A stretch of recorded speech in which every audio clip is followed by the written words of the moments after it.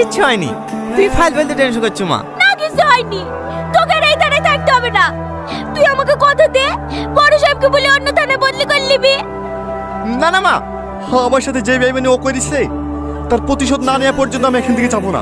কাকিমা, ডাক্তারবাবু আপনাকে কেবিনে দেখা করতে বললেন। মাথায় যন্ত্রণা করছে? না, আপনি যেখানে যান সব জায়গায় আমাকে নিয়ে যান। যাওয়ার আগে একবার কল করতে পারেননি? কেমন আছো? কি ব্যাপার, তুমি বেঁচে আছি না মরে গেছি দেখতে এসছো? এসব তুমি কি বলছো? আমি ঠিকই বলছি। ভাইয়ের কথা মতন বাগানে ডেকে নিয়ে গেলা, ভাইয়ের গুন্ডা দিয়ে খুন করারও চেষ্টা করলা, সবই ঠিক ছিল। কোথা থেকে পুলিশ এসে সব গন্ডগোল করে দিল, তাই না? ওটা আমারই কাজ।